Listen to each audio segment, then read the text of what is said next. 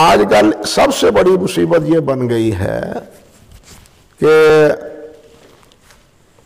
کوئی بھی کتاب کو متقدمین کی تصحیح کو ذکر کرنے کی بجائے صحیح الالبانی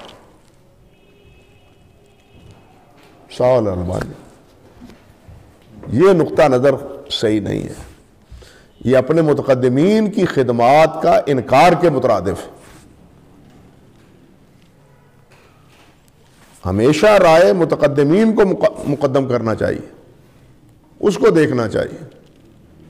اس کے بعد ہے ہاں اختلافی صورت ہے، کوئی تجاذب ہے، اس میں کوئی اختلاف کرتا ہے، کوئی مانتا ہے، کوئی نہیں مانتا، تو بطور ایک رائے کے ذکر کر دینا ٹھیک ہے، شیخ کی یہ رائے ہے، سمجھے یا نہیں؟ جیسے شیخ شعیب کی رائے ایک رائے ہے، اس دور میں شیخ شعیب کی بھی ایک رائے ہے، اس کی اہمیت ہے، دوسرے حضرات بھی ہیں. تو خیر کہنے کا مقصد یہ تھا.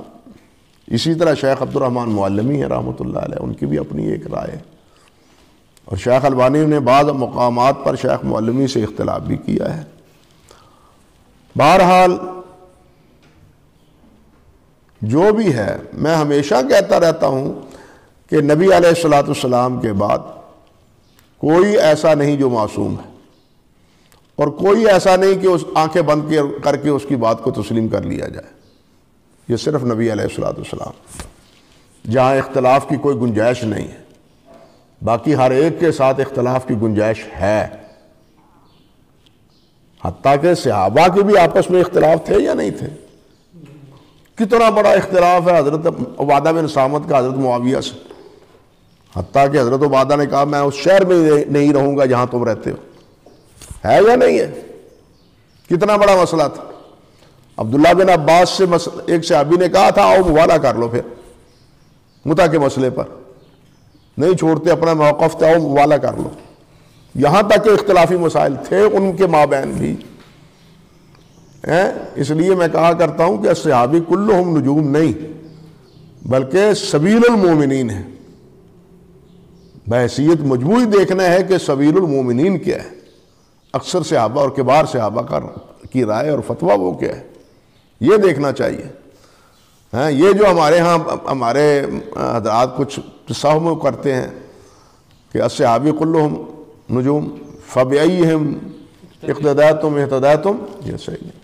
حافظ ابن عبد البر رحمۃ اللہ علیہ نے تمہید میں بڑی عجیب بات کہی، صحابہ کا اختلاف نقل کر کے یہ بات انہوں نے نقل کی ہے کہ کسی صحابی نے یہ نہیں کہا چلو جی تم ہمارے ساتھ اختلاف کرتے ہو، تم بھی نجم ہو میں بھی نجم ہوں،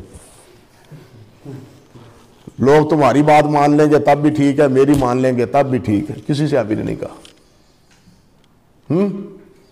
صحابی نے بھی ایسا کبھی تصور نہیں دیا. بالکل بہت اچھی بات کہی ابن عبد البر نے تمہید میں ایک جگہ. تو خیر بہرحال کہنے کا مقصد یہ تھا میرے بھائی کہ جہاں آپ بیٹھے ہیں، جس ٹیبل پر، جس مسند پر اور جس کرسی پر، جس مجلس میں آپ بیٹھے ہیں، آپ آنکھیں بند کر کے پیچھے نہ لگیں، آنکھیں کھول کے. تحقیق کا تقاضا یہی ہے کہ انسان ہر چیز کو پہلے شک کی نگاہ سے دیکھے کہ یہ ٹھیک ہے یا نہیں، اس پر دیکھے. اگر آنکھیں بند کر کے کسی کتاب کی پیروی کی گنجائش ہے تو وہ صحیح بخاری اور مسلم، آنکھیں بند کر کے.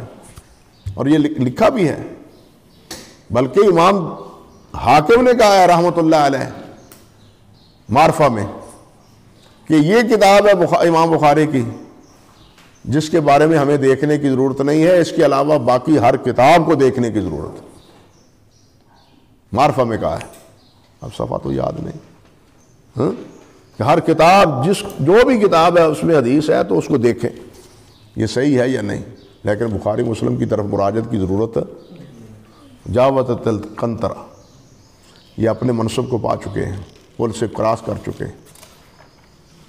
اللہ اکبر کبیرہ. جب یہ بات کہی جاتی ہے تو پھر جواب آتا ہے تو جی دارقطنی نے اعتراض کیا. بھائی دارقطنی نے اعتراض کیا تو دارقطنی کے اعتراضات کی نوعیت کیا ہے؟ وہ سب اعتراضات درست ہیں؟ نہیں، سب اعتراض، حتیٰ کہ انور شاہ صاحب نے تو کہا ہے کہ متن پر سند اعتراض ہی نہیں ہے، صرف ایک متن پر اعتراض ہے، وہ بھی صحیح مسلم پر۔